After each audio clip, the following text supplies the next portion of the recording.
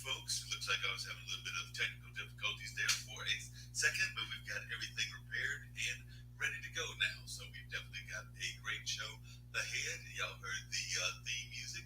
I know many of you were over there enjoying that theme music and enjoying the sounds of the theme music. So we're going to find out what kind of things happen in the world today because I know a lot of folks are very much interested in learning about what we've got going on here at IBM.TV as well as just as how things are going on in general. So definitely, you're with Mark Lee and we've got all kinds of exciting conversation that will happen. I'd like to bring you some good musical sounds and some other things along those lines. So definitely looking forward to a great conversation. We can hear you. Some of my guests will be coming in here and joining us later on. But in the meantime, we're going to play you some good music and some good sounds and also discuss a lot of what's happening in the world. Many of you know that I am into fantasy football, so I'm glad to know that I've got my fantasy football team laid out and I've got some good players. Went ahead and picked up Tom Brady, the Baltimore Ravens defense, as well as a running back from New Orleans. So that's got me in a good spirit and a good way, feeling that the team might do well. Of course, we got to figure out if there's even going to be a season or not, because that's one of the questions that folks might be asking is, will there be an actual season this year, or is this just going to be a figment of our imagination in the sense of whether we'll be able to have this go on in a regular basis? So that's one of the things that we're going to have go on to see whether that happens or it does not happen. And then, of course, we know that folks are doing all kinds of crazy things in the political world. I understand that Biden is over there in Pittsburgh and he's going to make some campaign stops. And then I really do not understand why that person that is currently occupying 1600 is decided he wants to go to Kenosha, Wisconsin. But we know a lot of things have happened that were very tragic. And, he sometimes fuels the fire of things. So I'm not a big fan of his making that trip. But hey, they don't pay me to be his consultant. So I can't say anything about what's going on there. But he is definitely heading that way. And apparently will be going on there later on. And then, of course, I was following a little bit of the NBA action as well. I did notice that the Clippers have advanced, and they'll be going ahead into the next round, into the, I believe this will be the semifinals of the conference. That's right. The Lakers are on one side, and then the Clippers are on the other, and then that will be the finals determined in one division. And then, of course, we've got the same thing going on in the other division as well. So we've got 8 teams or thereabouts. It'll be very shortly. It'll be down to 8 teams in the very near future if we're not already down to 8. So that's going on and that's taking place in the bubble. I understand that down there in the bubble, things are going well as far as the testing, and they haven't had any incidents. So definitely that is a good thing. And of course, we've had all kinds of conversations here that have taken place, including things around financial fitness and things along that line. So definitely we've still got great conversations going on, and a lot of folks might be joining. I'm going to reach out to some few folks. I'm waiting to see if my Canadian musician who said that he might be popping in is going to pop in and have a conversation with us as well. So definitely, that's what's happening at the radio show with Mark Lee. So definitely I'll be talking about some other things. I saw that there were a number of things going on in the world that might be of interest to people. So I'll keep you informed about what I'm learning, and we'll bring in some other guests also. So that's what's happening on the radio show with Mark Lee, and I'm glad that y'all are here joining me. So definitely, I'm hoping that many more folks will come into the conversation and tell us things that they are interested in or things that they have been involved in themselves. So, like I said, this is a Monday afternoon, and of course, on a Monday afternoon, that means that you're listening to yours, Julie. Definitely giving you some of the best news around, as well as just talking about a lot of very important issues that are happening around the world. By the way, that here at IBM TV, we have had a good friend of mine, Pierce Freelon. He's come on a few times on different platforms that I've been on. And of course, many folks do know that he ran for city council here in Durham. I learned today that he has been appointed for that vacant ward that was available. So he'll be on the 8th having his first city council meeting because yes, he has been picked for that ward. So I know that Pierce is a very much of an activist and a great figure here in our community. So I'm looking forward to seeing what kind of innovative things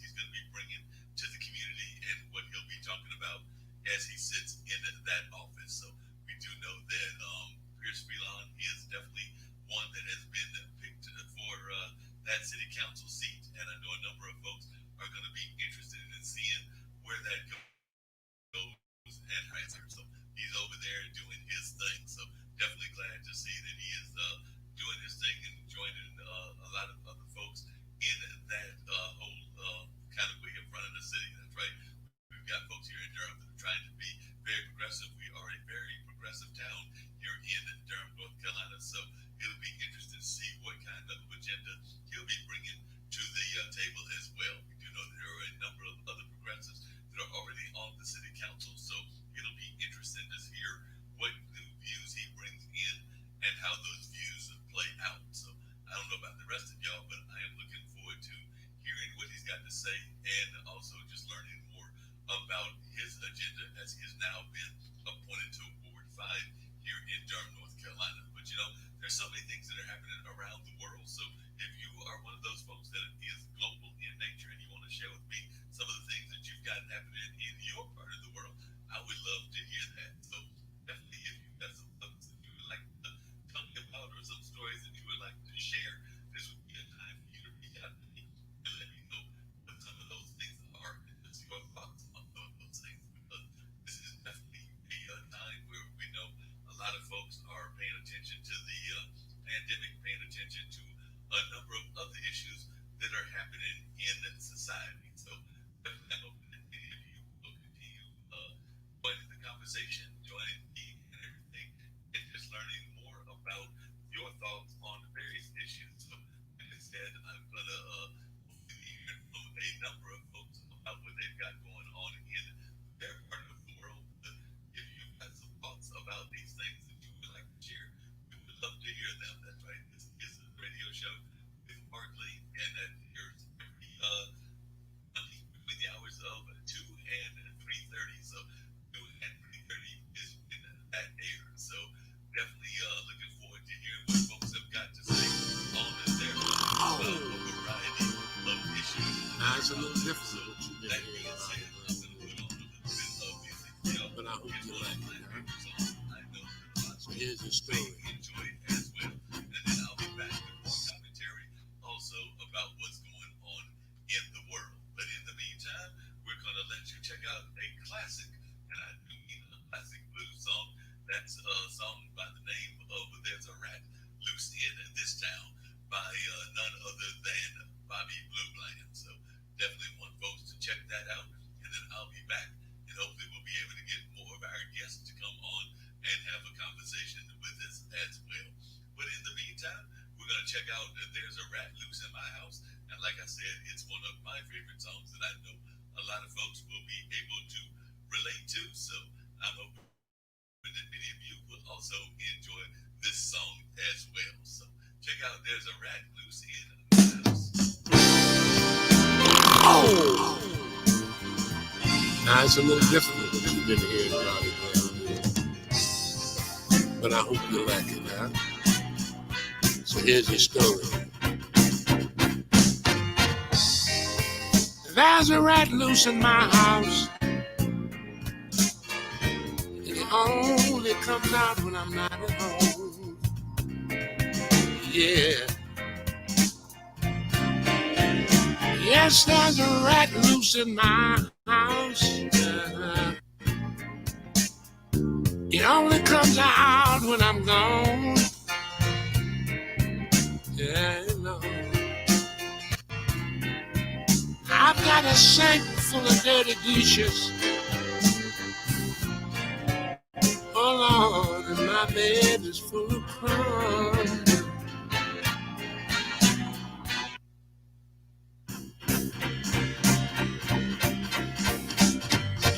You know my icebox is empty every time I come home from work.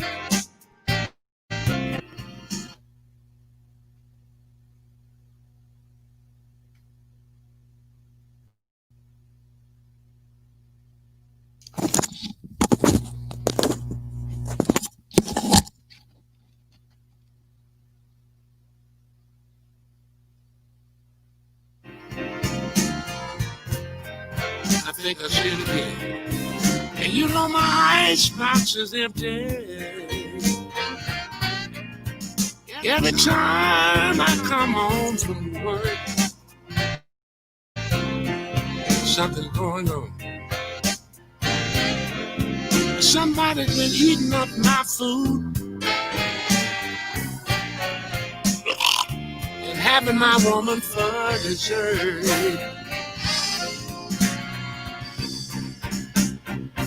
Again. Blue suit is missing. And you don't know how bad it makes me feel. Yeah. My blue suit is missing. And you know how bad it makes me feel. You know what happened? And when I asked my woman about it, she said, Bobby, I gave it to the Goodwill.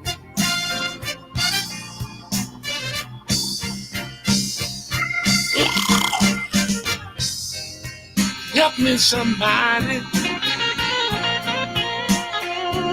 you dirty rat. A big fat rat. Oh, no.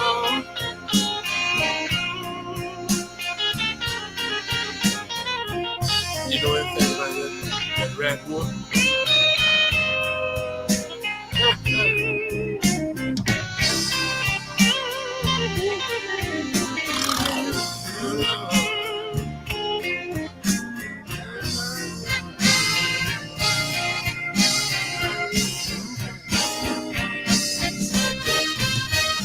I'm gonna set a trap and beat him at the game he plays. I'm gonna leave his favorite food in his favorite negligee. I'm gonna sneak back and catch him in the act. I'm gonna shoot that rat with a hump in his back. There's a rat loose in my house. Yeah. It only comes out when I'm not at home. Yeah, Lord. I've got a sink full of dirty dishes, and my bed is full of crumbs. Now wait a minute. That rat don't drive no car. He don't even have a driver's license. I'm talking about a two-legged rat. And I don't like that. I've got a rat loose in my house. He only comes out when I'm not at home. Oh, Lord. I'm gonna sneak back and catch that rat. Well, with the hump in his back. And you know, gentlemen, you know what I'm talking about. It could be a rat in your town. First of all, I better not catch no rat in Memphis, Tennessee. Now I'm gonna break his back. I've got a rat loose in my house. He only comes out when I'm not at home. Oh, no. I said,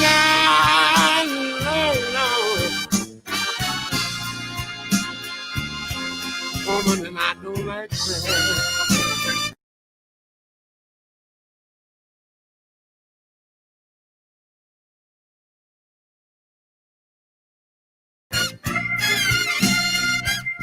Listen, there's a rat in my house, and I don't like it. Rat, a dirty rat. One of you fat rats.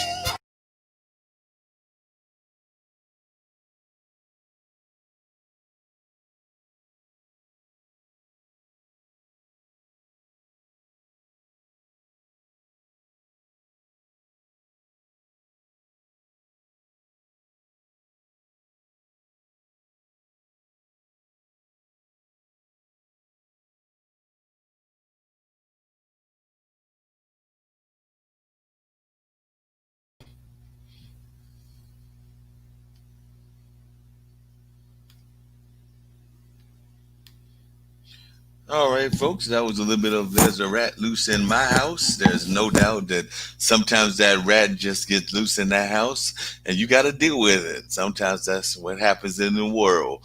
You know, those rats just don't like to cooperate. That's all I got to say about it. That sometimes they just want to act up and act totally wrong and just be acting crazy. So I know that a lot of folks out there probably can relate. They might have had rats loose in their house, either the live rats or the kind of like human time. So, you know, those rats can be very vicious and very mind blowing. That's all I got to say. So, you know how that can work.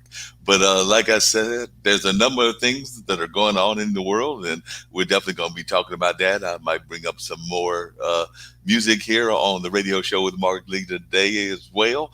But I'm waiting to hear back from some guests and see whether they're going to pop in and what they've got to talk about. Because, you know, a lot of times there's all kinds of great conversations. So I'm looking forward to seeing what some of my friends have got to say. And if they want to pop in and add some comments and tell me what's on their mind. Because I know a number of folks have got a lot of things on their mind and want to share a lot of things that they are doing in the world. So like I said, there's just so much going on in the world, and we're just trying to keep informed and try to find out what folks might be interested in. And of course, we're also balancing the conversation with a little bit of fun as well, because you know, in these hard times, you got to have some fun also. So definitely hoping that many folks will join the conversation and continue to have fun with us as we talk about a number of things that are going on in the community, and that's the global community, because we are definitely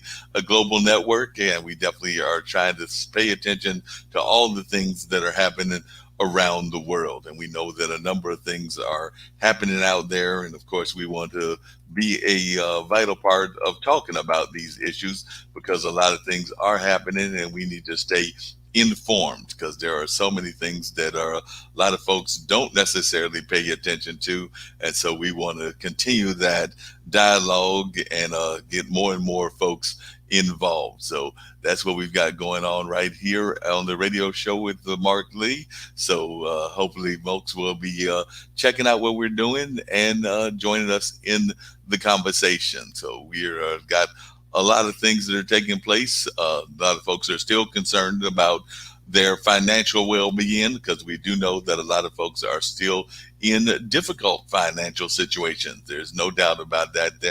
Because we've seen a number of folks that have gone through and had financial losses due to what's going on with the pandemic.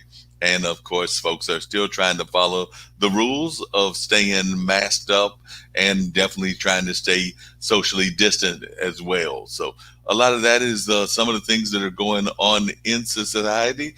And of course, we're trying to find ways to engage our community and also find ways to encourage them to do positive and wonderful things out there in society. So that's what's going on here in this area. But, you know, there's so many things that are happening. I know that folks are out there trying to find that vaccine, and hopefully we'll find some folks that know how to get it successfully out there so that we can curtail what is going on and getting back to some sense of normal. Because we do know that there is the new normal out there, and I don't know that anybody has really got used to this so-called new normal. So we're definitely type of folks that are trying to learn more and more and trying to find ways to stay engaged with the community. So we definitely are looking forward to that. and trying to find out how that all will play as well. Because there are a number of folks that are very much concerned about everything from the political landscape that we're in the middle of to, of course, the economical landscape. And of course, there are folks that are concerned about a variety of issues in society, because we do know that there are a number of issues that folks are paying attention to and wondering about. So that's some of the things that are going on here in our community. So I know a number of folks are still paying attention, still trying to figure out what to do about the various things that are going on in our world. So there's just so much happening in our world. And of course, we're trying to find ways to be a positive force, because that's what IBM TV is about encouraging positivity throughout the area and throughout society. So that's one of the things that we're doing, is trying to encourage positivity, get folks involved, and just have great dialogue with folks on a regular basis. So that's one of the things that I know I'm a big fan of and that I love about this network, is that we're about unity, but we're also about celebrating the diversity that exists throughout the world. I mean, it's not just here in the U.S., it's throughout the world that there are diverse people of different backgrounds, be that religious backgrounds, be that socioeconomic backgrounds, be that philosophical backgrounds. There are just so many ways that we are divided in terms of the way we may be treating ourselves, or how we may be classifying ourselves as. But through all, we are human beings, and that's one of the things that I know that a lot of the folks on the network, I would argue just about everybody on the network, is really about trying to encourage that world peace that we need. And I do know that in the month of September, we've got a major event that we are part of. So I'm looking forward to that. I know that they are out there recruiting folks to participate in that, folks that might be involved in that whole field and all of that. So that's some of what's going on up here at IBM TV. I'm reaching out to a couple of my regulars, and we'll see if they pop in and join us in this conversation. So definitely looking forward to seeing more and more of that, and definitely want folks to know that we've got all kinds of things going on, and that we would like to know more and more about your thoughts on these issues. So definitely, folks are very much paying attention to these things and are wondering about these things. So that's some of the things that are happening in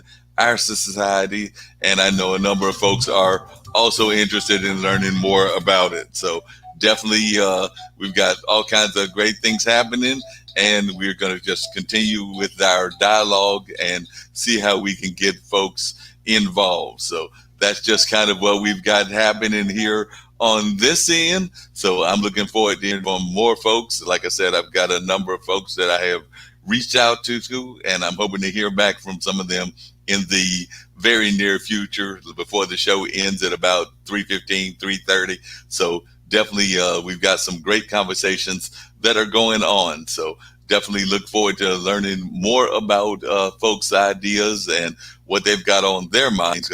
A number of folks are probably thinking about a lot of things out there. So definitely, we're just going to continue this dialogue and see what folks have got to say.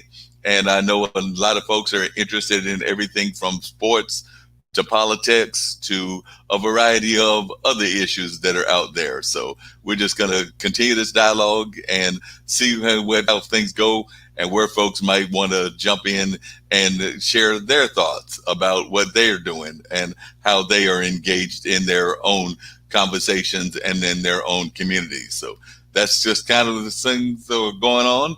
So definitely looking forward to hearing from more and more people as the show goes on, and as we can just continue with this dialogue. Because like I said, a number of folks have expressed to me that they are very much interested in a number of things that are happening around the world. And so, of course, we're looking to hearing what they've got to say and what's on their minds. Because like I said, there's just so many things that are happening in this world. And I know a number of folks are probably very much interested in learning more and more about these various issues that are existing. So definitely, that's where folks are. And as things go on, as more and more happens,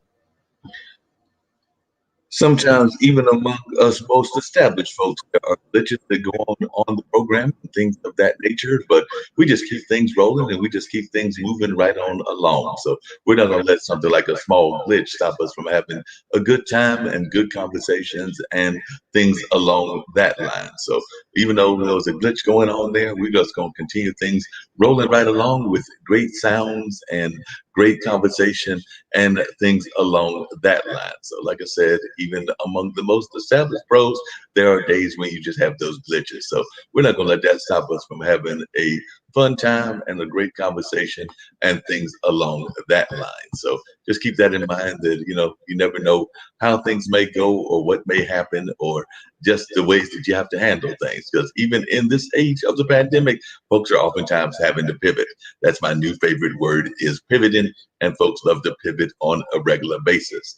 I've got a good friend here that I've known for a number of years, that being Bobby Hinton, and he's a great blues musician here in our community and things along that line. So I'm going to play y'all a little bit of Bobby's music. I may put on some other sounds as well. And then, of course, we'll come back and talk about some more about the news of the day, and we'll see if some of our guests don't show up as well. But that's neither here nor there because we just want y'all to have a good time right here on IBM.TV. We try to give encouraging words as well as positive thoughts. So that being said, we're going to put on some music by Mr. Grayhead, and that's from my good friend Bobby Hinton. And I think that y'all are in for a definite treat when y'all hear this particular artist. So definitely looking forward to sharing this sound with y'all of Mr.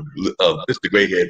That's right. I remember when he first came out with that song, and I did not think that I would ever have those grays in my hair, but now I've got those grays as well. So let's check out Bobby Hinton and Mr. Grayhead.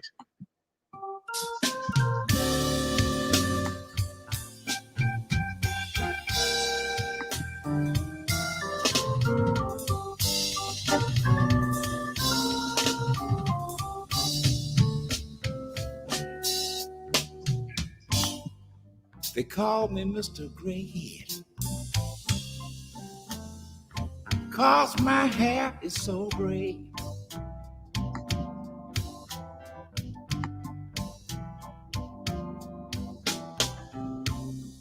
They call me Mr. Grayhead, 'cause my hair is so gray.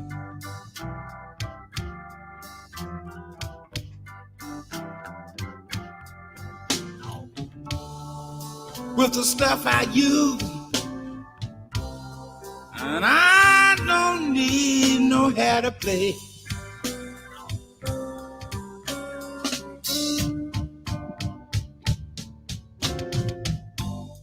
If it wasn't for you, sweet thing, I have all my curly locks today.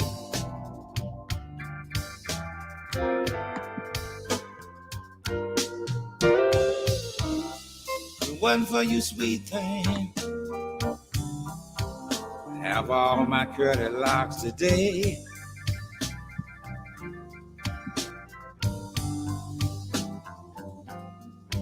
I've been rubbed and used, so all my hair done turned gray.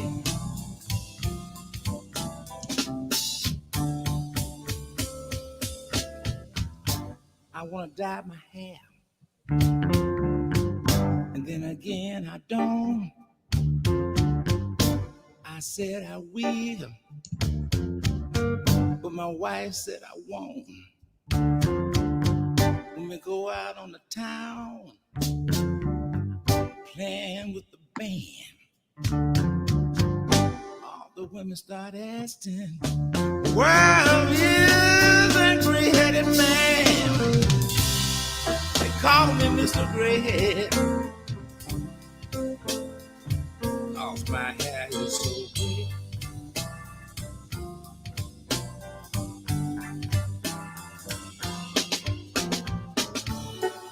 But with the stuff I use, and I don't need no hair to play.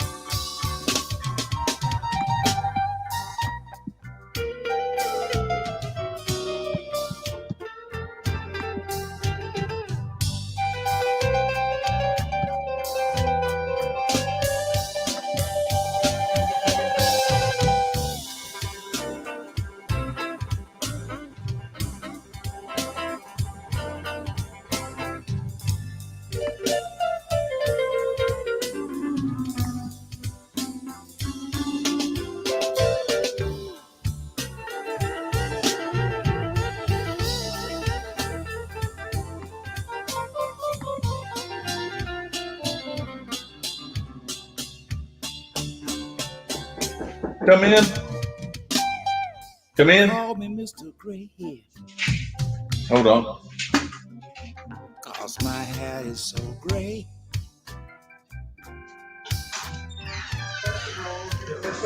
Yep. They call me Mr. Grayhead.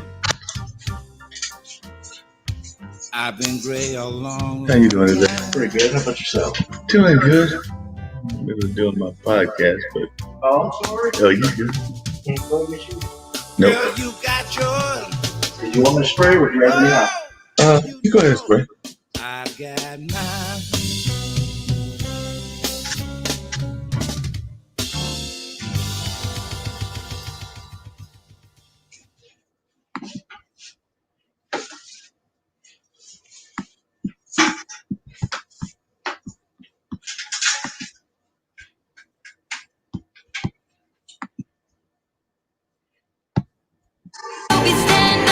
They never gonna stop us, fly at 'em like chalk. All right, you should be all set. All right. Thank you. Well, have a good one. Do so.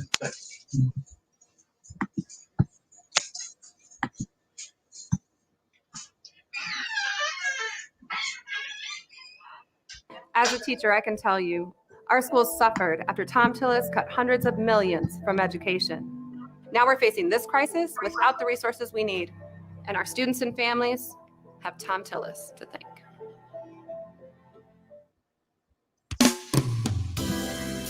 You said you're leaving. There's nothing I can do. There's nothing I can say to make you change your mind. I think you know. I think you understand. You said our goodbye.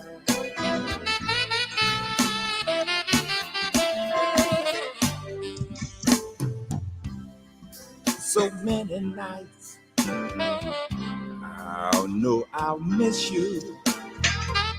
You'll be in the arms of someone new, but that's all right. Nothing I can say. We said our goodbye.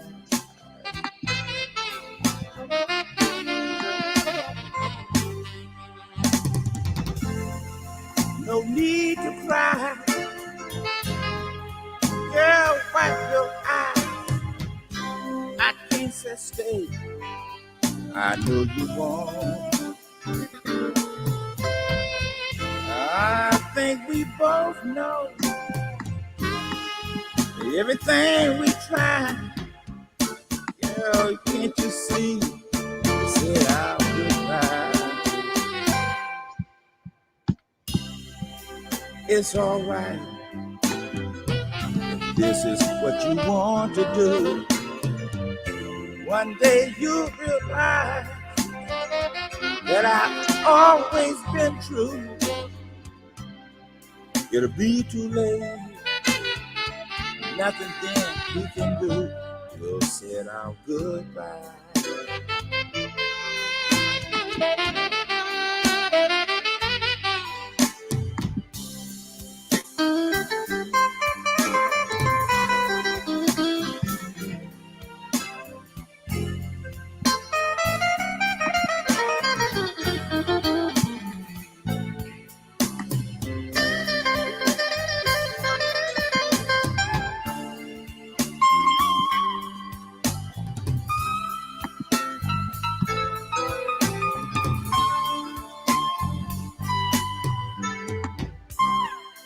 What more can we do?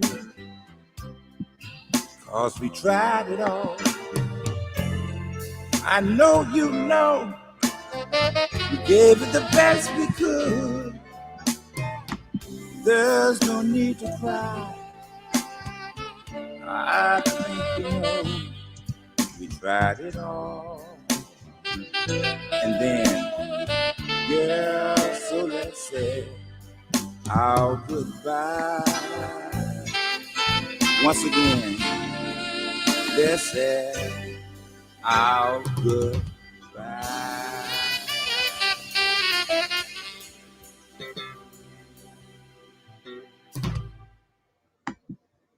Like I said, that was my good friend Bobby Hinton, and known him for a number of years. Great blues artist that lives right here in the Durham, North Carolina community. So definitely a good friend and somebody that I'm glad to call somebody that I've known his musical career for a while. So just a truly amazing artist and a truly amazing individual. So definitely might bring on some more blues music or some more sounds later on during the course of this particular show. So we're just keeping things rolling along, having a great conversation. Of course, we're going to see who else decides to join us or to make comments or things that they might want to comment on as well. We know that one of the things that's happening, unfortunately, with what's going on in the world is that, unfortunately, there is the whole concept of a lot of businesses that are closing down because of the pandemic and the way that it is impacting them. I know that I've seen that Nearly New Shop, which is a very popular thrift shop right here in Durham, North Carolina, that they closed recently, and that really was sad when I saw that. I walked by there and noticed that they had closed their doors totally. I mean, they had pretty much just everything that was in the building, and that was a very popular thrift store. They used to have books and clothes and various household supplies and just all kinds of amazing things like that. And they had closed down and are no longer around. And I'm hearing from folks in the community that they're not even sure that they will be coming back at all. So we do know that that has impacted a number of folks with things along that line. So definitely a lot of businesses are closing down throughout the country and throughout the world. So that's just the thing that's going on, unfortunately. So I see that my good buddy and partner in crime, Shaquille, has joined me. So I was just talking to the listeners and talking to them about the fact that businesses are closing down here. We just lost Morgan Import, which is a popular store here in Durham, and then there's a thrift store near me that's closed. And I was just seeing that a drugstore that's in Chapel Hill, where UNC is at, is trying to make it to 100 years. So it's just we're seeing the economical impact of stores here in the United States. But are y'all seeing that in Australia too? Or a number of your more popular stores closing down, and the other parts of the world that you're part of? Yeah, I think Australia is called the lucky country, and we've managed to weather quite a few storms reasonably well. The Great Recession, we didn't really feel it too much, and with the coronavirus, of course there has been some downturn, and there have been some people struggling, but I think for the most part we're weathering this one actually pretty well. The government had a program called the Job Keeper Allowance, so that was it was like receiving Social Security. And I actually don't know exactly how much it was or how much it is, but I think it's around $1,500 a fortnight, and that's to help people that have lost their jobs or unable to work, to keep them employed. There's a lot of grants and things like that being given to small businesses just to keep them going. Yeah, I think we're weathering it pretty well. There are some industries that are really hurting, like the hospitality industry and stuff like that. Restaurants and tourist places, of course, are really struggling. But whilst we've had an effect, I don't think it's been quite as bad as perhaps it is elsewhere, such as the US and in Europe at the moment. Yeah, it sounds like it. Because I know one of the things that has shocked me is I've got a friend that's in that one of those travel businesses. So it's like one of those multi-level marketing plans where they do travel, kind of like it's not vacation, it's another one like that. But they've been talking to their folks and have been shockingly been told that folks are actually buying airplane tickets and cruises. So I guess they're getting those discount deals, and that's why in their mind they're thinking that industry is up. I don't know what you're seeing on the market, but they're actually thinking that industry is up because they're being told that folks are actually doing like reservations and doing things. And I know a lot of those companies, whether it's the planes or whether it's the cruises, are offering like some truly amazing discounts. Yeah, absolutely. I think, I've seen a lot of things come through my inbox, and I've gone, oh, wow, that looks really good. But we've had a big thing here in Australia that there's sort of been on the news. We've got a couple of big travel agents, and some of them weren't refunding the tickets, although the airline was offering refunds on tickets. And we've actually had one of our biggest travel agents, a company called STA Travel, that actually just filed for bankruptcy. And that's a problem because a lot of the people that work in the travel industry, they're franchise owners and things like that. So with the franchise struggles and then the master company struggles, it's a problem, and then people lose a bit of money. But I'm I guess, fortunate enough that if I lose $500 and someone else has lost their job, I'm kind of like, I got off pretty lightly. Look, it's an interesting scenario. As some of you viewers may know from other shows, I was actually in the United States when COVID sort of really broke out. And I had to fly back to Australia. My original return ticket brought me via Japan. And I didn't want to take 3 trips to get home. I wanted to take a direct flight. So I flew straight from LA to Sydney. It's the first time I've actually taken that direct flight. So normally I like to, pop into quite a few different countries on the way home. Right. But that left me, of course, with my return ticket that's still sitting there. So I'm going to have to come back to the US at some point in order to take that return ticket. And the travel agent said to me, you can have your ticket refunded, but because you've flown one leg of it, you're not going to get refunded 50% of what you paid. You're only going to get refunded, like a portion of it, because that's sort of how the airline industry works. So I've basically just got these tickets with no expiry date on them that, have to be used at some point in the future, because there's no point in me getting them refunded. I think a lot of people are kind of in that situation where they're kind of stuck, but So, we're very fortunate. Yeah, because I know that a friend of mine does a show not on our network but on another network, and they've got some folks that are stuck in like Mexico and other places because they were in those places when the COVID pandemic struck. So they were just kind of like stuck there. And I think in some cases they may be home, but in other cases they're still in the other country that they were stuck at, and they're still trying to work their way back to their homeland, whatever that homeland might be. So definitely, I've got to tell you one other thing, Shaquille, other than the thing about the whole thing with travel. See, I'm sometimes jealous of you, Shaquille, because I've seen your pictures and I've seen them on like social media. So I know that you've got like a boat, so you get to travel on a boat. And I'm like, I've always wanted that lifestyle. So I've got to figure out how you did that. And of course, I'm much older, like in the late 50s, and you're in your 30s. So I probably missed that boat literally for having my own boat. Actually, that's not my that's not mine. But yeah, I had a bit of a chance to sail it around. We were actually in Tahiti and from French Polynesia, so we got around Tahiti and Bora Bora and all those places. And I said to the captain, I said, "Oh, can I have a go?" And she said, "Yeah, sure." And she goes, "Just look straight at the horizon." I'm like, "Okay, cool. Like, how hard could this be?" And I kept calling her. I was like, "Am I going correctly?" And she's like, "No, but it will do for now." And I was like, way off course. So just don't trust me to sail anything. That's the first bit of advice I can give you. But it was a lovely trip over there, and I certainly do enjoy being on the water. Look, I love traveling. I've got itchy feet, so I love traveling and just exploring different cultures and different countries. And I think you learn a lot as well. And you just see so many things. And then the thing is, no matter where in the world you go, there's a commonality between all of us. We all love our families and our kids, and our brothers and sisters. Like, we all want to improve our lives and all that sort of stuff. So there's a real commonality, and no matter where you go in the world, you'll see that. No, I've noticed that as well, that commonality. I had not, like I said, my only trip onto the ocean, well, we can't really count when I was a baby, because I went to Turkey when my dad was in the Air Force, and I was literally an infant. But other than that, I went on a cruise as about a year and a half ago, and that was my first cruise, and I really enjoyed the cruise. Of course, I saw all that big, massive amount of water, and I'm sitting there going like, all right, as long as I don't fall in that, we're good. So that's my only concern, is that whole concept of falling into the water, because I don't swim. And I know that they say they got the lifeboats and all of that other stuff, but I just think that if I get into the water, I'm pretty much done, because if the water don't get me, the sharks or something else will get me. So, but you're over there in Australia, and y'all are right. The whole country looks like it's pretty much covered by water or near water. So that when you look at it on the map, it's like, is there a part of Australia that's more like that far away from the ocean, or it's pretty much everything within an hour or two of the ocean? If you live here, you're generally going to live around the coastal areas. There are parts of Australia, like most of Australia is actually just desert. Like, you don't want to go there. And I've been through the centre of Australia, so you guys might know about Ayers Rock. It's sort of a big landmark.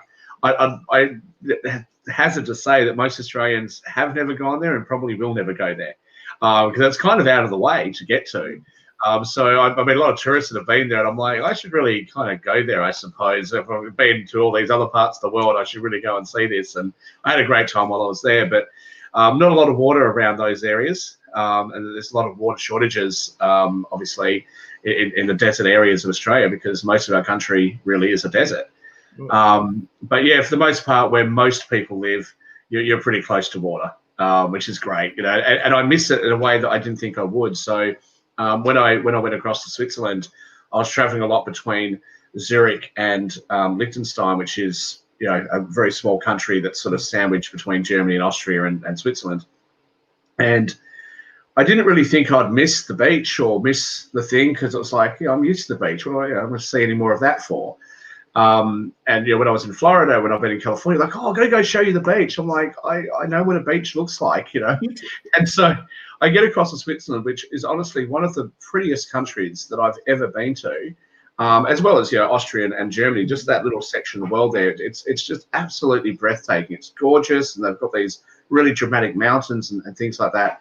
But after being there for a while, it's like I kind of missed the water.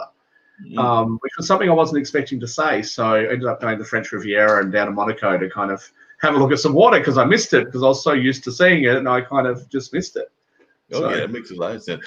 Now, if somebody was coming to Australia, and of course we don't know when travel is going to come back, but if somebody was to come to Australia as one that has lived there for a while, what would you say is the number one thing that folks should go see? I know I've heard about the Sydney Opera and a couple of other things, but if somebody was coming to visit Australia and they don't want to get caught up in the tourism traps, again, every country has tourism traps, but if you were going to recommend some things that folks should go see if they were visiting Australia? Well, the first thing I would say is, if you come to Sydney, and especially if you're on a budget, you can actually get a ticket called a day tripper. And you can actually, like, for $50, I think it's $50, it's been ages since I've been on public transport, but you can get like a weekly pass. And that gives you unlimited access to the trains, buses, and ferries. And I would really highly recommend catching the ferries, because you actually go through Sydney Harbour. Okay. And like a daily ticket, I don't know what it costs, but I think it's like $10 or $15 or something. And if you've got a family, you get like a family pass for $30 or something. I don't know exactly what it is, but it's not expensive, right? And you can actually go, say, from Sydney to North Sydney and stuff like that. There's a little theme park called Luna Park that's on the other side of the water. So you can actually just duck around just the Sydney Harbour, and it's relatively inexpensive. It's a beautiful day out. You can actually go up to the zoo and catch the ferry across to go to the zoo. You're on the water, and I think that everybody who I've ever met who's a tourist loves just being in Sydney Harbour. And to be honest with you, I love being in Sydney Harbour. It's a beautiful harbour to be in, and there's still something special about, you look over to the side, there's the Opera House, and then you're like, I'm about to go underneath the Harbour Bridge. These are some iconic things of Australia, so I definitely recommend seeing that. Okay, that's not like something I have to put on my to-do list, because I know I've got a whole list of places that I wanted to visit. Australia was definitely one of them. I also wanted to visit the country that's on the other side of y'all, New Zealand. So I know those were on my wish lists, along with some European countries and some South American countries. I don't know if you ever heard the story that I told on the network or everything, but I haven't done it lately, but I'm actually a Words with Friends person. So I played Words with Friends, and I was playing this woman that was like kicking my backside, to put it politely. And I was trying to figure out why she was kicking my backside, because she was just like beating me left and right. And I found out she was a very attractive young lady, but also young. She was probably in her early 20s to maybe at the latest early 30s, but I think she was early to mid 20s. And I'm like thinking to myself, I've been in journalism, I've been involved in journalism, I've worked in different other kinds of fields. Why is this lady from New Zealand kicking my backside? And then we got to talking and chatting and everything in between the dialogue on Words with Friends. It turns out that she was the crosswords puzzle editor for one of the papers in New Zealand. So I knew I was doomed then, because I was like, okay, now that makes sense why you're kicking my backside. Your job is to actually know these words and to actually create them in the crossword puzzle. So I didn't stand any chance. So if you, and I know you do like some gambling and stuff like that nature, Betty, if you had been Betty, you probably would have like made tons of money, because I would have been the pigeon. I will say about New Zealand, I travel to New Zealand quite frequently. COVID obviously is not in the way of that. I've got a lot of family in New Zealand. I definitely would say, if you're coming to Australia, a lot of people bypass my home state of Western Australia, because it's a bit out of the way actually to get to. So I do understand, but if you get the chance, Western Australia is a beautiful place to visit. And if you're already in the Northern Territory where Ayers Rock is, you kind of should maybe duck over to Western Australia and have a bit of a look there, because there's some equally beautiful things there.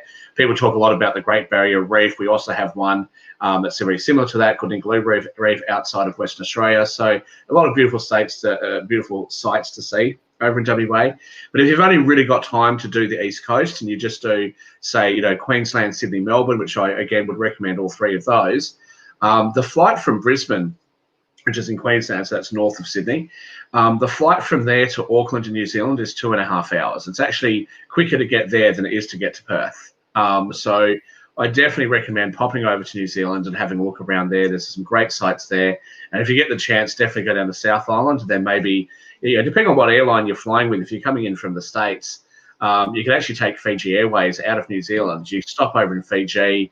It'll then stop you over in Hawaii and then bring you into LA, and you can sort of fly home from there. So if you've got a little bit of time up your sleeve, when you fly with some airlines, depending on how they route and where their hub country is, you often sort of get a free stopover, and you go, oh, look, I'm going to spend 2 days on the weekend or something in Fiji on my way home, and then I'll spend another day in Hawaii just having a good time, and then I'll get home. So I think it's a fun way of being able to see the world when you can just have a look at what airlines fly where and where their hubs are. And that enables you to do a few extra things. Oh yeah, that sounds like great. For those that are watching us and have seen you on the network but may not know all that much about Australia and everything, what is like the racial ethnic makeup of Australia? Because when I think of Australia, of course, I think of the English folks that kind of like came over and was kind of the same kind of creation as the U.S. So it was like the English folks that were escaping persecution. Some folks would say that they were prisoners, whatever the model is. But then, of course, there's the ones that were natives there, the Aborigines. I imagine there's a decent Asian population, but I'm really not sure of the rest of the makeup of Australia. Yeah, I mean, look, Australia is obviously predominantly a Caucasian or a white country, but we do have a lot of multiculturalism here. So yes, obviously there is a lot of Asian people here because of the proximity that we have, but we also have a lot of Pacific Islanders, and that really includes me, even though I'm not actually a Pacific Islander by blood. My family actually come from Fiji, so we're Indian by blood, but they've been in Fiji for many generations, and so my uncle got a scholarship over to Australia, and then my mother came over when she was 18 to Australia. So it is a bit of a mixed bag of ethnicities. I think we've got people from all over the world here, and so there is a lot of different cultures here. There's a lot of big communities. There's a big Italian and a big Greek community, and there's a big community for just about everybody. I think has a big community here. So cool. And I did watch a little bit of the finance show, and I saw that Nick was still trying to buy your country, because he keeps trying to buy everybody's country. I don't know what's up with that, but Nick keeps trying to buy everybody. He wanted Greenland. He wanted Australia. He just wants everybody's country. Yeah, well, Australia would be a strategic purchase. I'm not sure how the UK will feel about that, though. We are still technically part of the Commonwealth. So I'm not sure how well he'll go with that, but yeah, look, I think that Australia stands pretty well. I mean, we've done very well, and a lot of people, when they look at our economy, they're like, how come Australia just is so lucky? Like nothing ever happens to them. Like with the Great Recession, Australians, if you ask an 18-year-old kid today, like, what was the Great Recession like? If they lived in Australia, they'd be like, what Great Recession? What happened? Because we didn't see it here. We really didn't. We actually boomed during that period of time.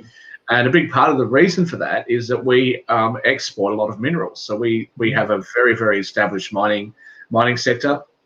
We export iron ore, we export diamonds, we export gold. We actually have some oil here in Australia.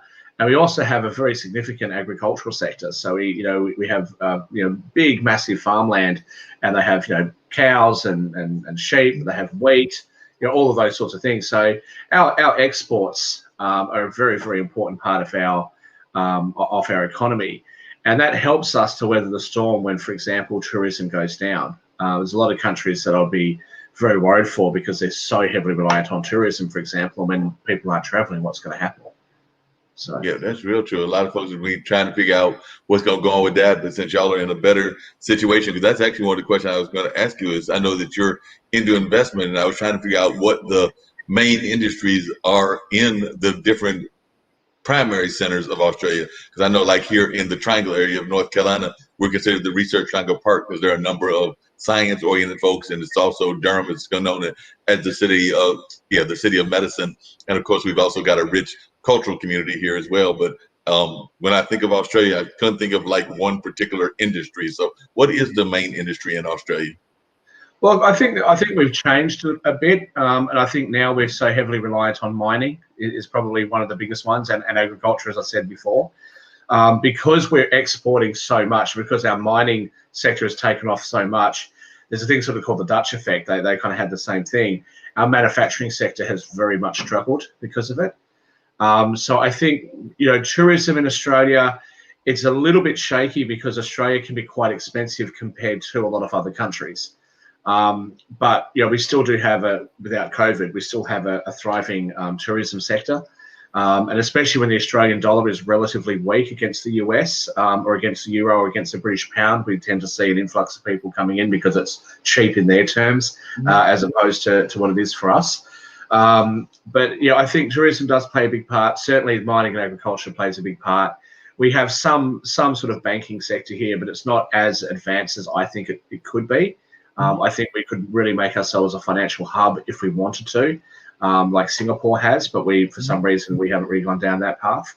But I think they're the main things that we really do, and the rest of the economy is sort of based on internal stuff that building, housing, construction, building roads, all that kind of stuff. So now, is there an active union scene there in Australia? Because I know right here in North Carolina we've been having Fight for 15 because folks want to raise our minimum wage, and there's a number of things like that throughout the United States. But I don't know whether there's like an active union community or an active push for minimum wages to be up in Australia, or do y'all have like a higher minimum wage that's much better than the United States? We do have a minimum wage. I think the minimum wage, and I'm not an expert on this. I think there's a different minimum wage depending on what sector you're in. But I think you'd be pretty unlucky if you were only earning minimum wage. I mean, nobody's just on minimum wage unless you're sort of 18. You're working at McDonald's or something.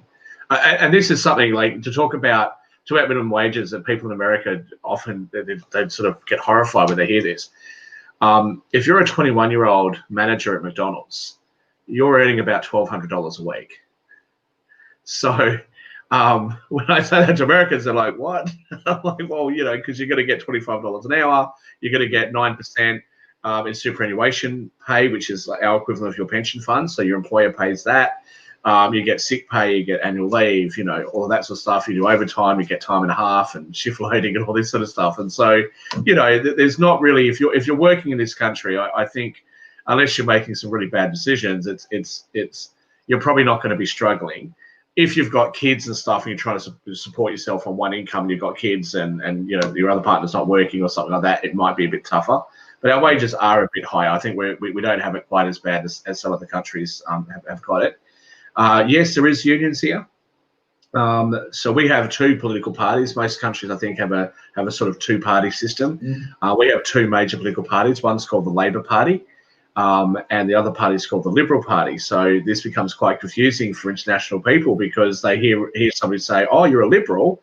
Well, Liberals they're not conservatives, but there's a conservative wing of the Liberal Party, and so there's just differences between different countries. And I think Australia's centre-right party can actually look like quite a left party to some people from other parts of the world.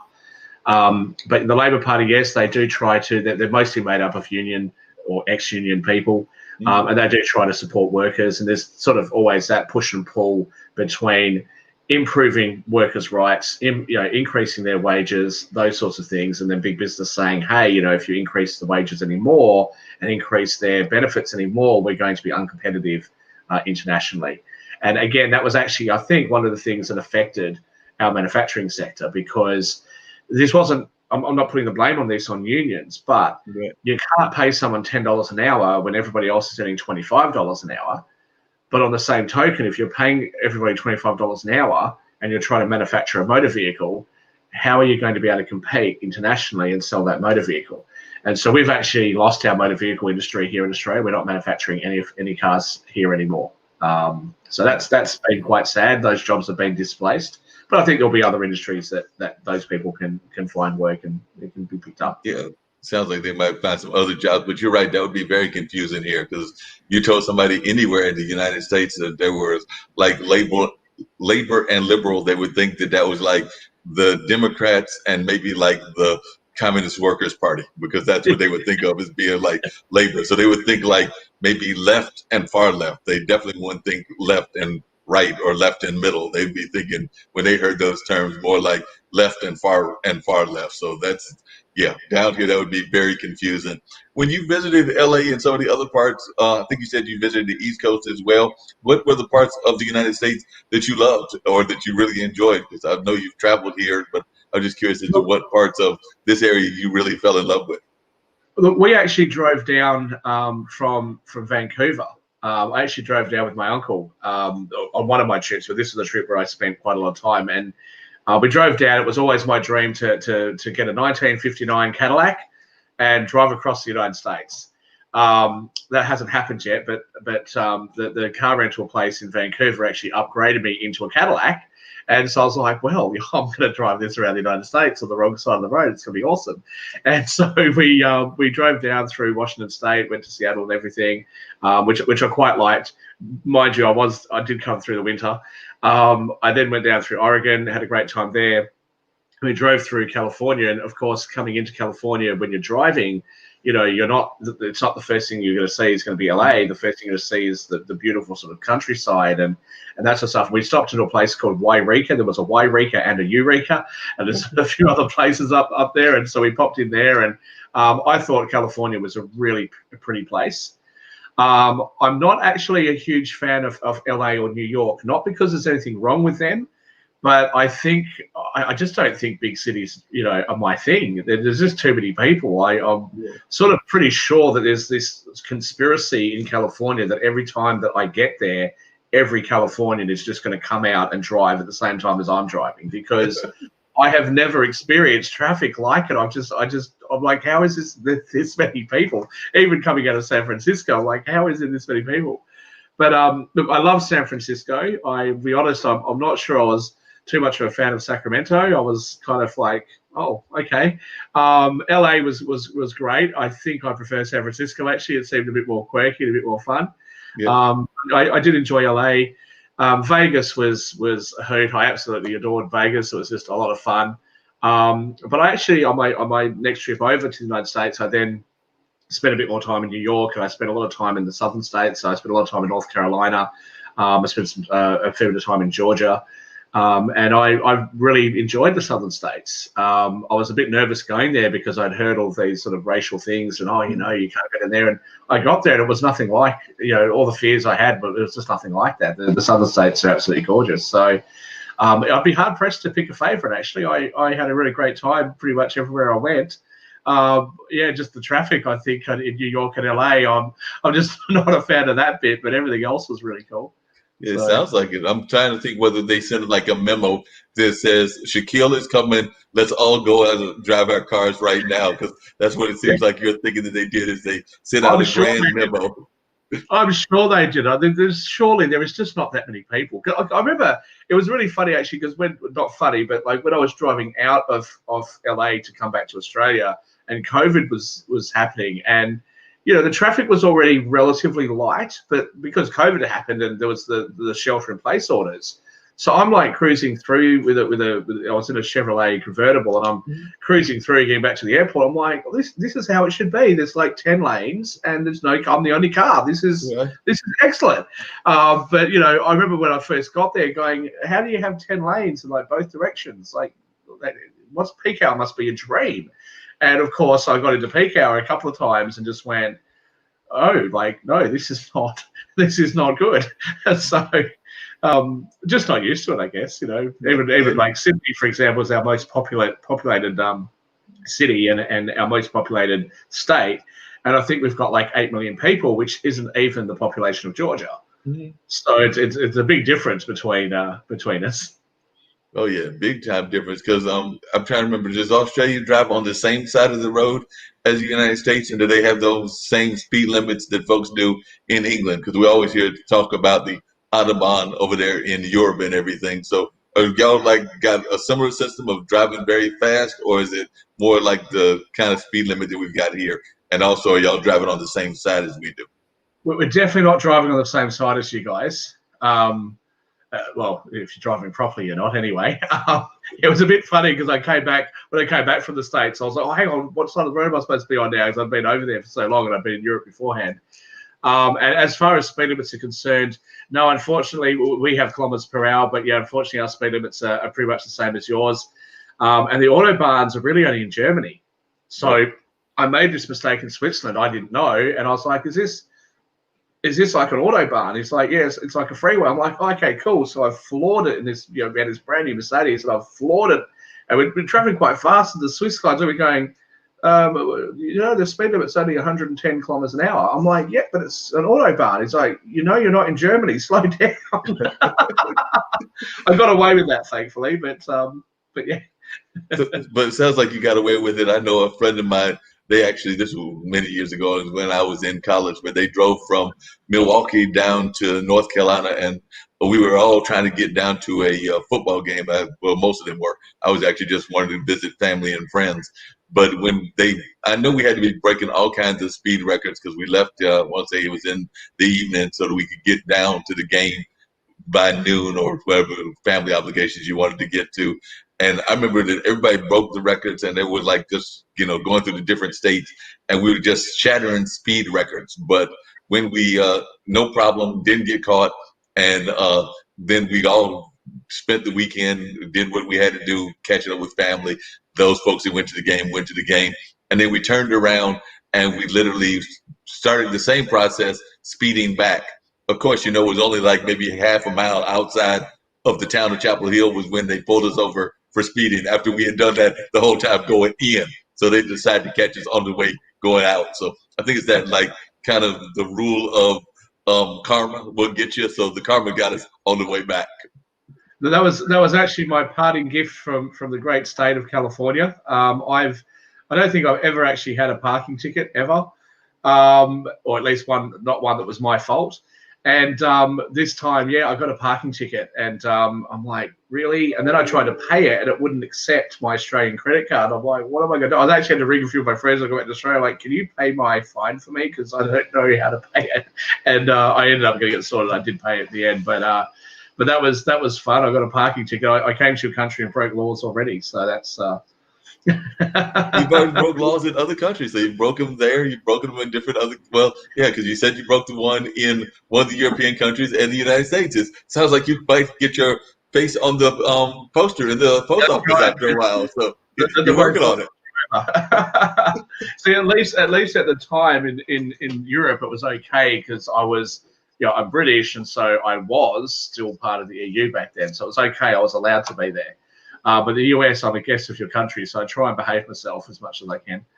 Yeah, well, I mean, you said you like spending time in Las Vegas, so I'm thinking that your kid can't be behaving himself, but so much and everything.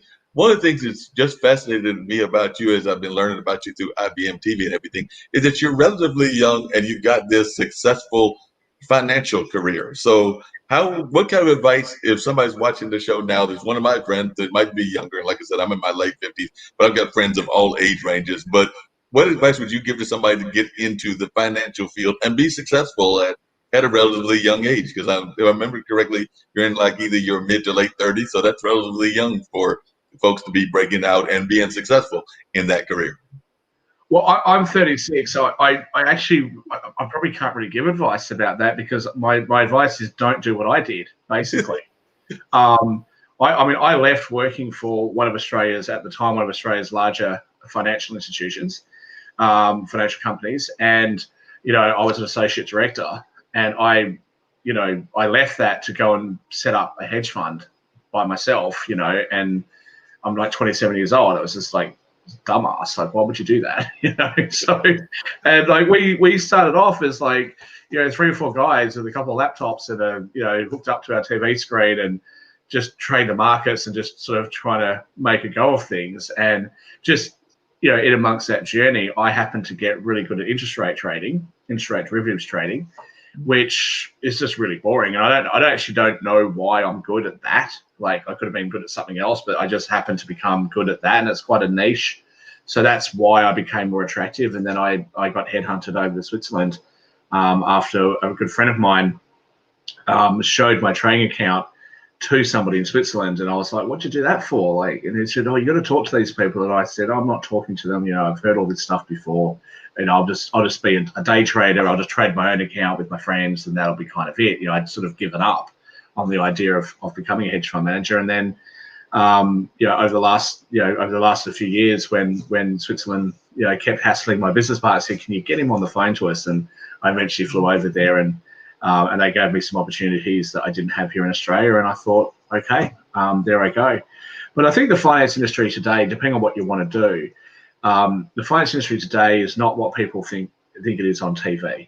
People see shows like Wolf of Wall Street and even Wall Street itself, the whole Gordon Gekko and it's all that kind of stuff. It's really not like that anymore. And even if you watch like the Big Short or that sort of stuff, you see a lot of these like really high paid kind of people just doing all this stuff and they're yelling down the phone, all that kind of stuff. And I mean, to some degree, you might be trading large transactions against other banks and things on the phone, but it's really not like that. And when you get into finance, I think there's a sales side. So if if you specialize in a particular type of financial product, you can go out and sell that to advisors and things like that. There's some money to be made. If you want to be on trading or on the trade desks, you tend to need to study things like mathematics and physics, and those sorts of subjects, computer engineering and that type of stuff. But I'm not sure I could even recommend that today to somebody, because the quant space, which is where people use mathematical and statistical analysis to try and make their trades, that's a pretty full up space at the moment. It's going to be really difficult to kind of get jobs there. And also you may have heard a lot about high frequency trading and them trying to deliberately slow down network feeds and data feeds, and then you're gonna front run people's orders and that kind of stuff. Look, again, that was caused by some regulations, and some of those regulations have been rolled back, and there's a bit more openness in the market. So again, I don't really think that's going to be the way to get into finance today. I'm not really sure what it would be. But the one thing I would say, not just in a finance career, but just in life, is do something that you're going to enjoy. I know it sounds like a real cliche. I mean, I always hate it when I hear people who are at the top of their industry and they go, "But it's not about the money." I'm like, you just sold a painting for $50 million. Please don't tell me it's not about the money. Of course it's about the money. Yeah. Right. So yes, it's about the money, of course. But a lot of it is about, for me, it's like playing chess or something like that. It's like, how can I strategically work out how to make something extra that other people may not see, and just using life experience and your own skill set to kind of do that. So I say to people, learn your craft, but do something that you enjoy. Yeah, that makes a lot of sense. I'm always shocked at the amount of folks that seem to be getting into, I guess it's the online day trading, because I know I'm oftentimes getting folks that are sending me emails or this or about that on a regular basis. I don't know anybody that's really made money on that. Maybe you do, but if that's an actual legitimate thing, please tell me it is, and I'll try to jump on it. But I'm sometimes wondering about it when I get these emails talking about like how that's the next great way to make money is these online day trading tools. Do you think that actually works? You can day trade, you can, but you have to be really good at it and really experienced at it. I guess this would be a better answer. If I asked you, can I go and make money out of being, a football player? But like, yeah, you could, but you've got to be really good at it. Like, otherwise, you're just going to be just an everyday person, right? So, I think the statistics are something like 97% of traders fail. And there's many reasons for that I won't bore the audience with, but I think that's about the rates, 97%. Now, outside of the United States, there's a fairly big thing called a contract for difference, a CFD. So you don't have to actually buy the shares; you can just trade CFDs, and they're quite heavily leveraged. And there's been some controversy about these because a lot of these providers, instead of them putting your trade into the market, they just take the other side because they know that 97% of people are going to lose their money.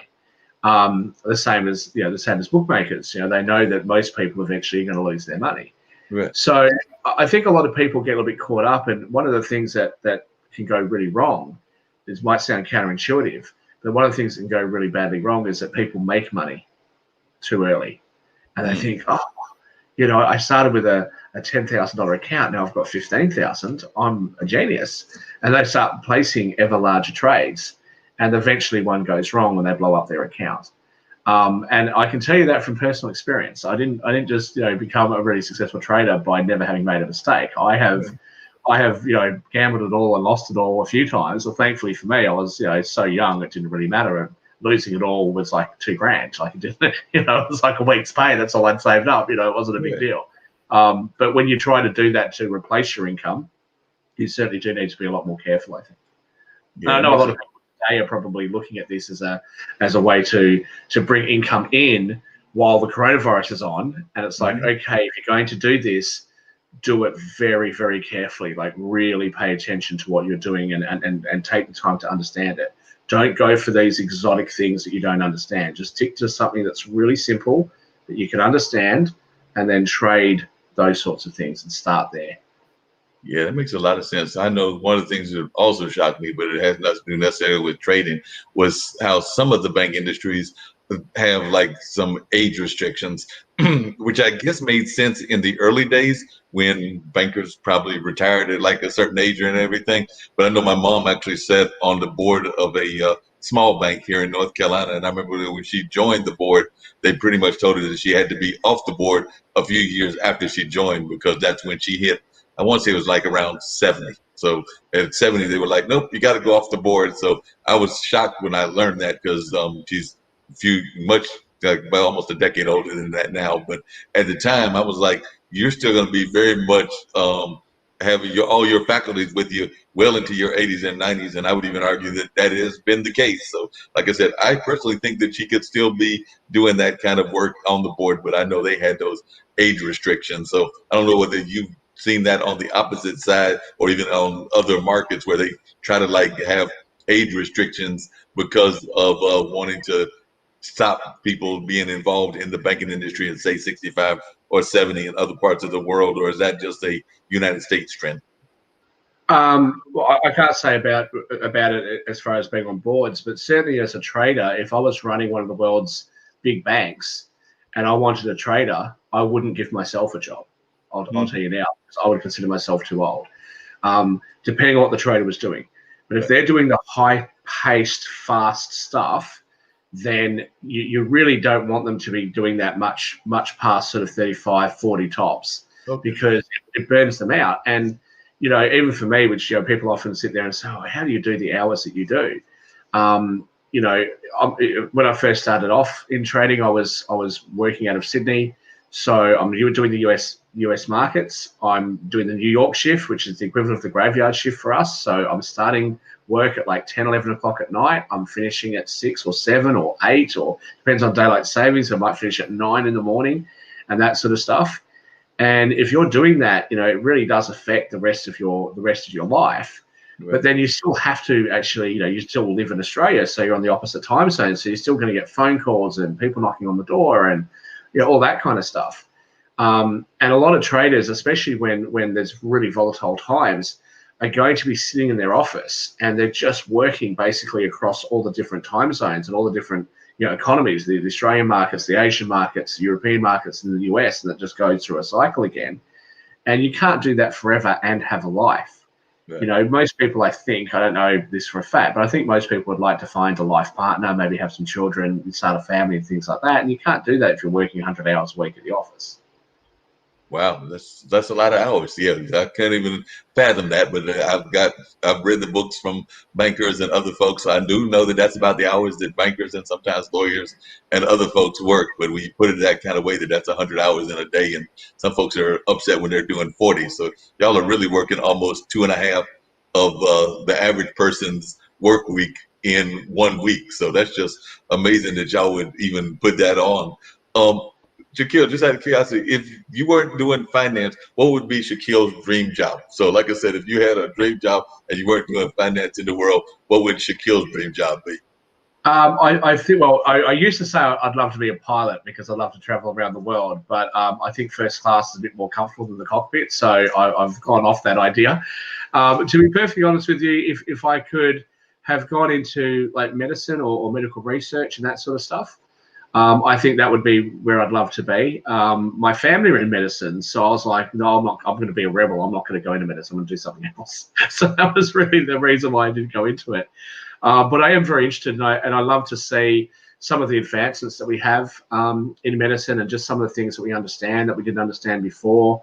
You know, we've mapped the human genome now. We know what DNA is like. We know how to, you know, there's some experimental stuff that they're doing with genomics, so nutrigenomics, pharmacogenomics, and things like that, where they're trying to see whether the things that you eat might affect the expression of your genes at a DNA level.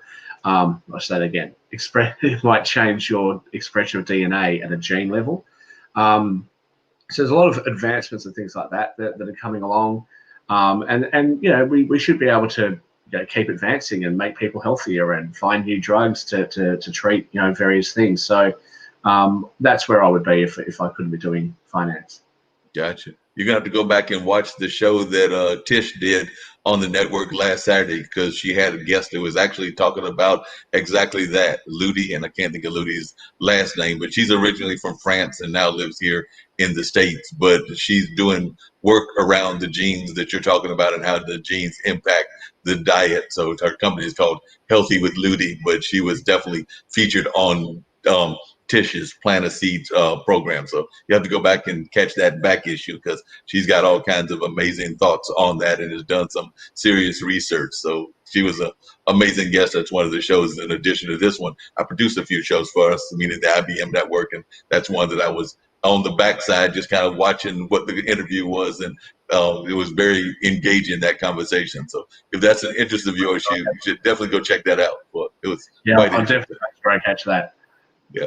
You should definitely do that. Well, we're getting ready to wrap everything up. Thanks a lot for popping in, Shaquille. I wanted to get ready to do my other show, because I got one other show for here, and then I've got my podcast that I do that's unfortunately not on the network, because it's just the more traditional podcast form. So me and my buddy Dean do that in the evening. So speaking of crazy hours, Monday is my crazy day, because I do media for, if they pop me in as a guest on IBM, it can sometimes be 10 hours, but at the very minimum, it's 8 hours straight of different forms of entertainment and communications in this podcast format. So Monday is my crazy day in terms of that kind of activity. So definitely wanted to thank you for popping in. We shared a little bit of music earlier, and definitely I think folks got to know more about you. I definitely did. So appreciate you popping in and sharing a little insight about Australia with me.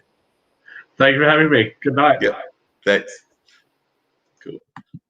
All right. Like I said, that was Shaquille. He popped in. He's one of our regulars here on IBM.TV, and definitely always has some great things to say and some great wisdom to share. So that was great, learning more and more about what Shaquille is all about. So definitely we learned a lot and had a great bit of the conversation. So get ready to wrap up the show. And as I get ready to wrap up the show, then I will give y'all a little bit of music as I did earlier.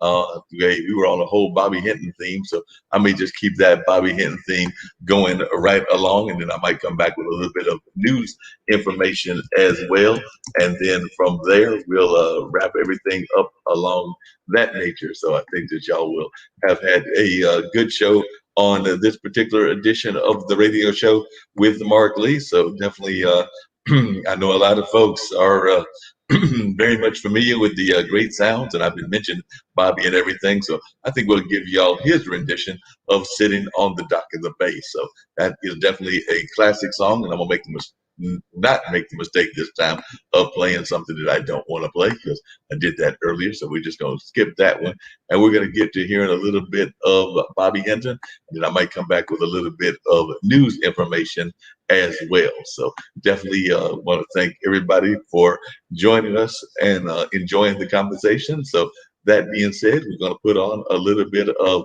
Bobby Hinton's version of "Sitting on the Dock of the Bay." So that's what we're going to give y'all right now, and then we'll come back with maybe a little bit more of news information. But right now, let's check out Bobby Hinton and "Sitting on the Dock of the Bay." Sitting in the morning sun, I'll be sitting when the even comes. watching the ships a roll in. Then I watch them come back again.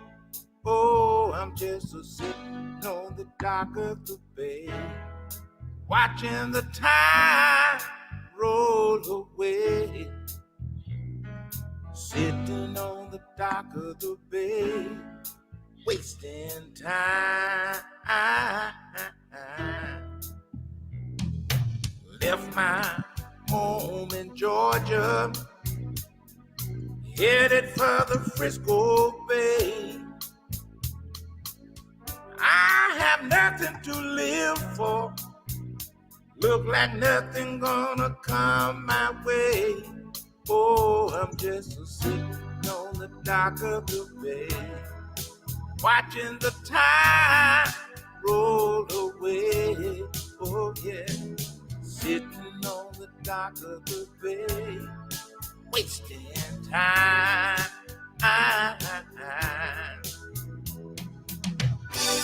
Look like nothing gonna change.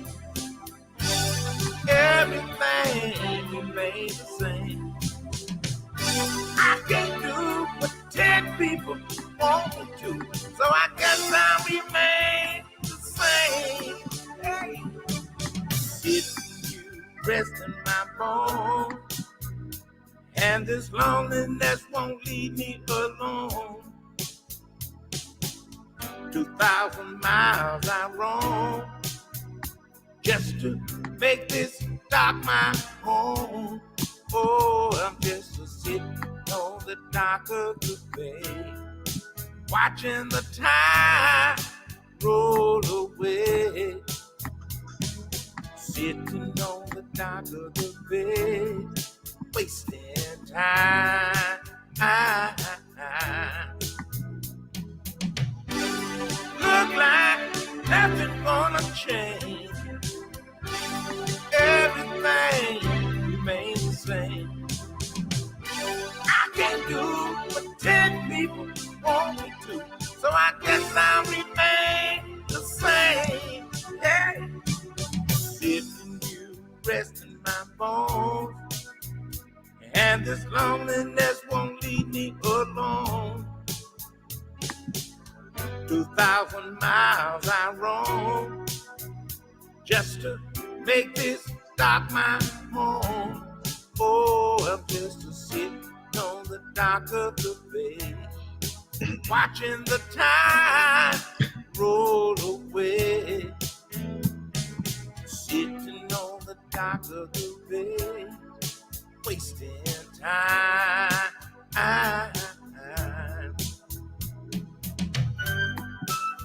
I gotta sit here, keep on waiting right here. Sometimes I feel like I'm wasting time, but I know what I have to do, y'all. I gotta sit here, sit right here on this dark, lonely dock, wasting time. I know I'm wasting time, but I gotta sit right here. Oh yeah.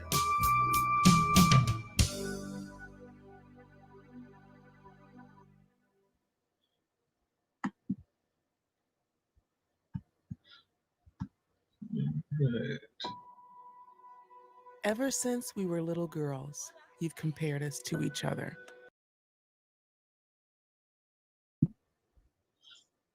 All right, folks.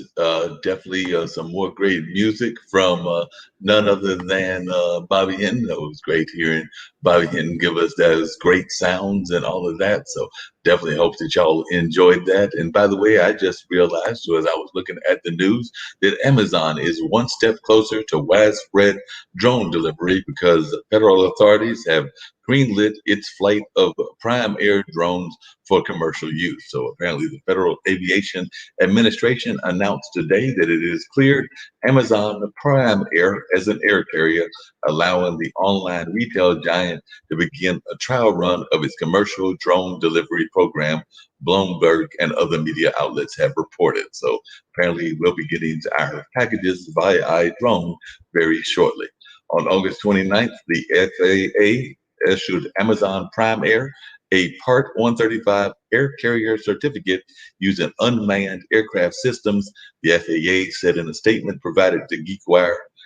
And they definitely going to be doing that more and more. So it says that Amazon told a network that it isn't ready to immediately deploy package deliveries at scale, and that it must clear some imposing regulatory and technical hurdles before small packages holding the likes of cat food or toothpaste can routinely be dropped at people's homes. So still, the FAA clearance marks an important step forward for Prime Air. So looks like we might have to wait a while, but they've cleared at least one major hurdle in order for that to be happening by that particular service and everything. So it does look like a lot of companies. I see that there's another company that was also doing that as well. So it definitely looks like folks may be looking at very shortly having some sort of packages coming that way. And by the way, the last full moon of this particular summer is also getting ready to come up this week as well. That's right. That's going to be happening this week. And you can see it shining right next to Mars. That's right. It might be shining right next to Mars. A full corn moon. That's what they call it, a corn moon. It will light up the sky at 1:22 a.m. on Wednesday, September 2nd on the East Coast, according to that trusty thing of knowing about the weather, that being the Farmer's Almanac. When the full moon closest to the autumnal equinox, known as the harvest moon, happens in October, September's full moon becomes the corn moon. That's what the Farmer's Almanac has reported. So it's the third and final full moon of the summer in the northern hemisphere. To the naked eye, it will take full for 2 or 3 days, Earth Sky has reported. The best way to see it is to get a view of a clear eastern horizon at dusk to see the orangey full moon.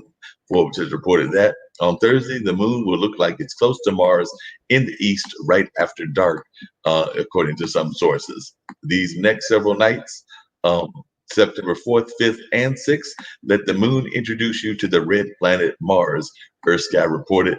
Next month in October 2020, Mars will supplant Jupiter as the sky's fourth brightest heavenly body. So definitely looks like we're going to see some things that should be very interesting, and that folks that like to look at the stars and look at the moon and things along that line will pay attention to. I know I'm one that definitely pays attention to a lot of things that are going on in space, whether that's the moon, whether that's the stars. And of course, as many of you know that follow this show, I do like to pay attention to Mother Nature as well. So that's one of the things that's going on.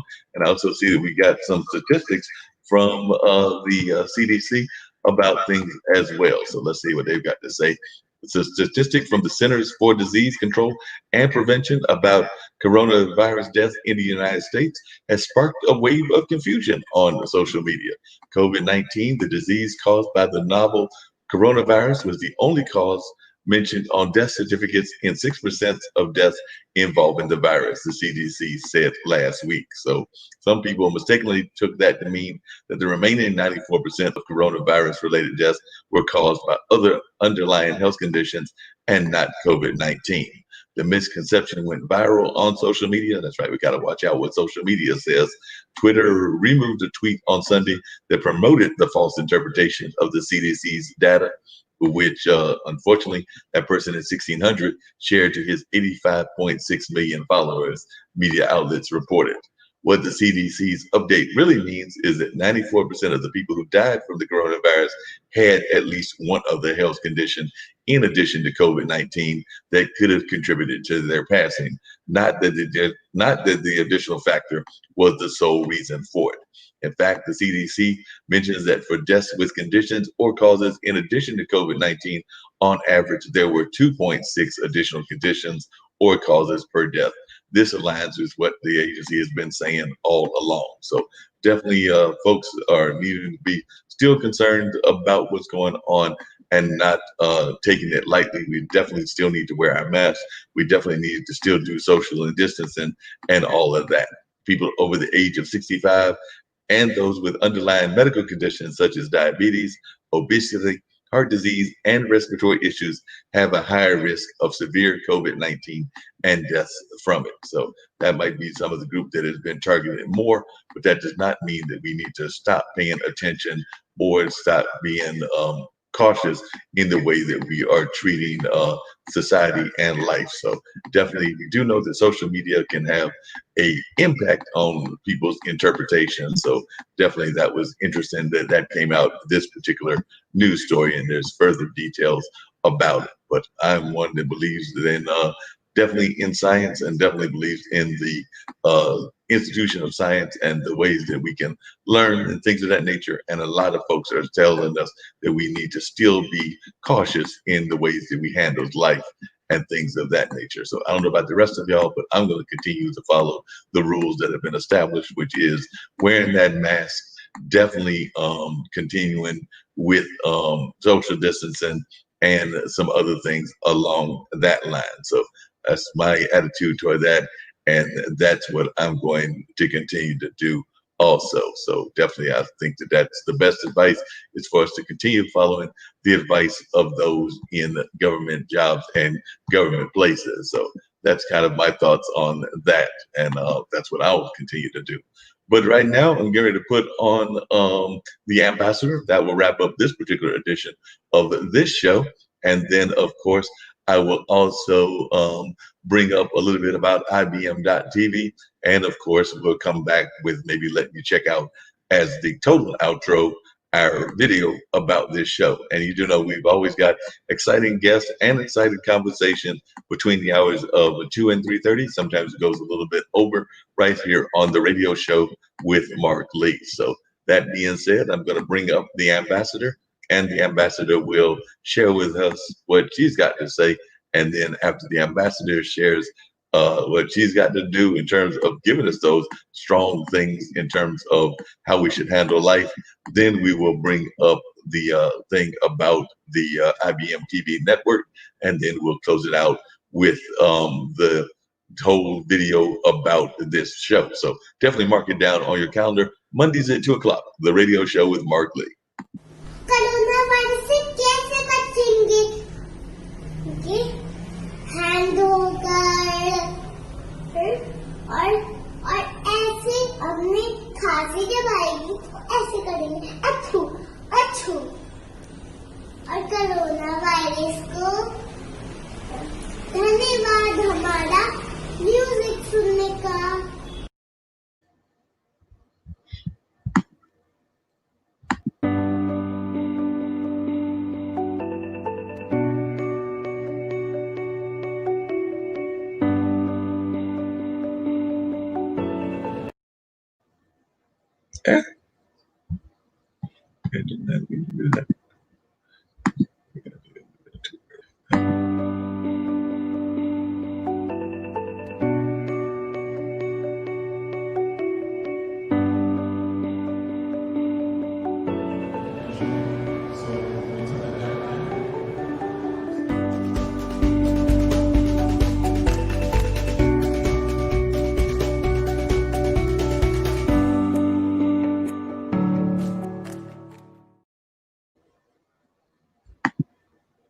Yeah.